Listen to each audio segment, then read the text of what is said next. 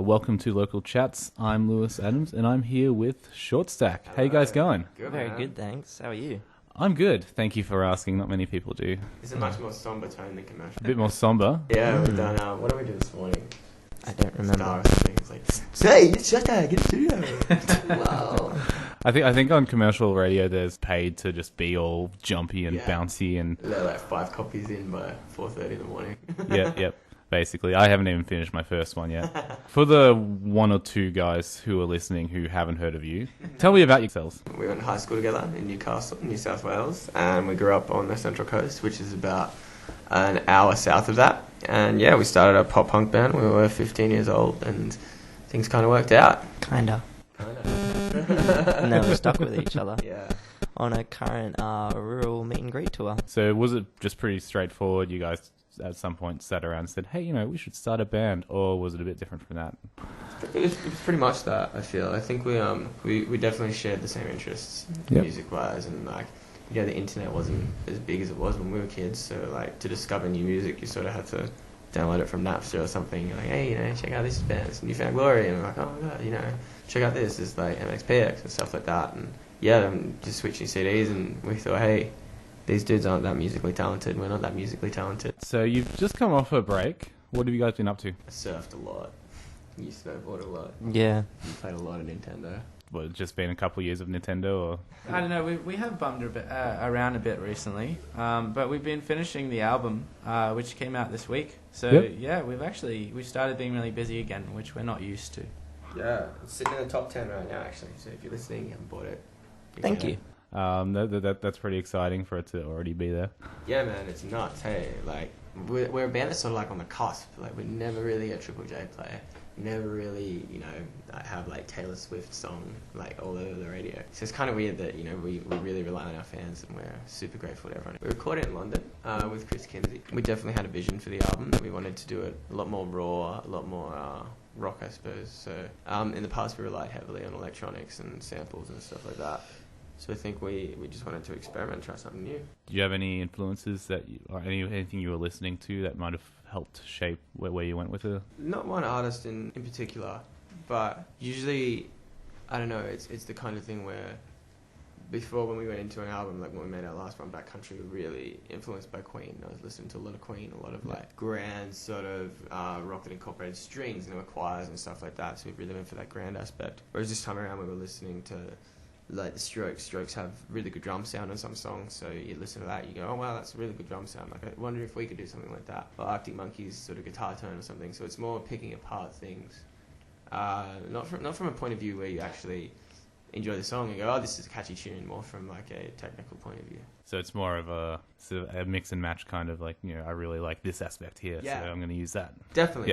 It's sort of I suppose Frankensteining them together to make something that sort of sounds like us. Is that a term that you've used before, Frankensteining, or did you just coin it? Off the cusp, hey. Oh, that's great. I love it. What was the recording process like? It was fun. We actually recorded it in London, which was a first for us. Usually we always end up just recording it on the coast or in Sydney or something like that. And this time we had a bit of a budget, so we decided to blow it all in London. Worked with Chris Kimsey. He's done Rolling Stones, In Excess, and it was amazing. I think he really captured that raw energy that we were after. Andy, you were on Neighbours.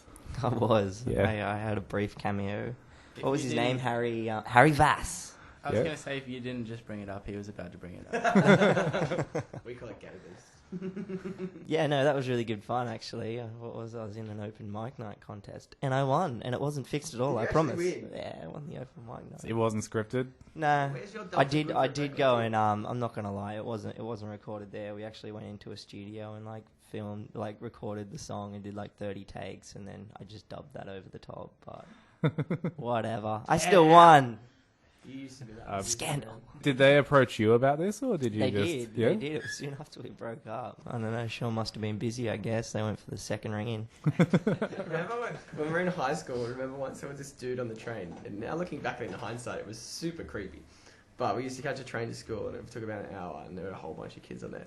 And there was this old dude, and he was on the phone, and the phone wouldn't have even been plugged in. Remember, he was pretending he was a Home and Away cast. I remember that, yeah. And hitting up all kids and stuff for auditions. I just got a flashback of a potential sort of child abduction thing. That's probably a Yeah. bit more serious than you remember it. Discovering repressed memories on Phoenix. Is it something that you like to do again, like acting, or Oh yeah, here and there. I don't know. It's a bit of a, I would say, pastime or something. I've done it since I was a kid, really. okay? Just little cameos. I was on Comedy Inc. Oh, really? An episode there, and I've been an extra on Home and Away. I was beaten up by some kid who stole my lunch, and I had this one line where it was like, just sandwiches, ham sandwiches. That was my one line, and all throughout school I had my wanker mates just coming up to me, sandwiches. What you got for lunch today, Andy? Is it sandwiches? I'm like, yes, guys, it's ham sandwiches.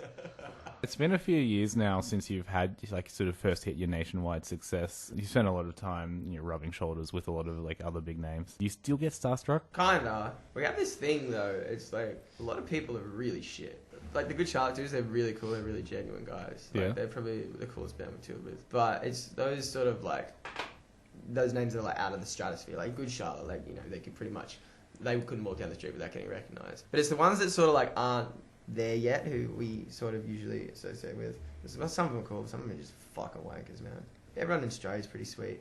But there's a whole sort of like reality TV show culture now where people don't want to be musicians, they just want to be famous. They seem to be the worst, I've found. The ones who have those quick It's rise not to bad. fame out of nowhere that just goes straight to their head, and it's just It's they're like- nothing.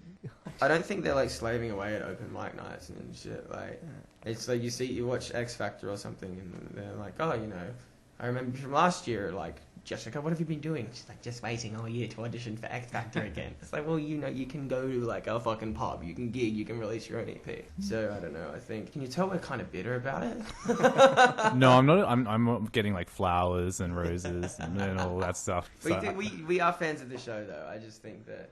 I don't know, but we met Guy Sebastian heaps of times. He's a sweetheart. Yeah, so nice dude. I don't know. I suppose it's all aspects of life. I guess he actually seems like one of the nicest He is. people. so nice. He's Yeah. genuinely Like so good dude. nice. Yeah, just a really sweet, humble dude. And, he's just really nice. So what's next? We're having so much fun releasing this album. I think we're pretty much going to tour and then go straight back in the studio and do another one. If our record label gives us more money. I don't know. This might be it. This is where we peak. Did you miss doing it? Definitely. Sean missed it more than us because he contacted us. It becomes second nature kind of thing, but you don't realise, like at the time, you get a bit tired of doing the same thing over and over, you get a bit complacent and you take it for granted, and then you definitely do. When we first got back, I was like, oh yeah, it feels right, Yeah. miss this. Probably guess you'd feel a bit reinvigorated by the whole thing. Definitely. My liver hates me though. I guess I love hearing like the stories that come from touring and, Yeah. and that sort of thing. Do you have any like just exciting or just weird or crazy things that have happened to you over the few years? Flooded a hotel room once by accident. Accident? It was actually by accident. Drunken accident. Yeah, we went to it was in Perth, and we had Perth do this thing like called a telethon or something. Oh, don't say what it was. Makes it sound worse. No, it's not like they don't know about it. And then something happened, and John Travolta was meant to be there. Do you remember that? John Travolta was meant to show He up. didn't show up. In but- your room. Then I was like, oh my god, John Travolta's gonna be there. I was so nervous, so I got really drunk, so I was expecting to meet John Travolta. And that didn't really happen. I don't know, it's like, it was really cool. There were a whole bunch of our friends there and stuff, and like, we just had a big night. And so like, I was like, you know what, I've had enough. I'm gonna go back to the hotel, have a couple of drinks of water, have a nice bath, and go to bed. And so like, it was actually a sensible decision. And so I put like the towel down on the bathroom floor because I didn't want to get the floor wet. And then like I ran a bath. I never have baths in my life, by the way. This is like the first bath I've had in like 5 years. And then I was like, oh, you know what? I think I'll just sit down on the bed and like, I don't know, put an episode of South Park on or something. And then I just knocked out straight on the bed. And I was like banging on the door. And these like dudes walked in, and I was like, oh god, what the fuck do they want? It's like 3 a.m. I put my foot over the bed and just went a splash on the ground. And I went, oh shit, I'm fucked now. And like they opened the door, and one of the older dudes thought it was heaps funny because we were on like the top floor, and apparently it had dripped all the way down. So they're like getting drips in the lobbies. So then they moved me to another room, and in the morning I sort of just disappeared into the night.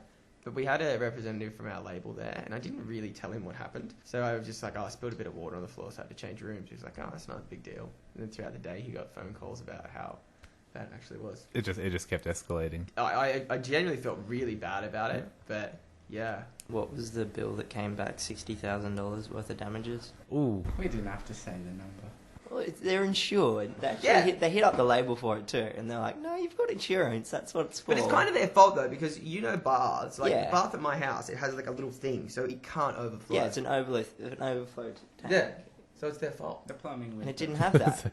Well, that's against code. That's actually it? it's a regulation Oh, all okay. hotels are meant to have. Kind of his fault for covering up the drain. drain on the floor. But the irony with of a it bath is- towel, like, come on, that must happen. The irony of it is though, I put the towel down on the floor because I didn't want to get water everywhere. And I covered the drain.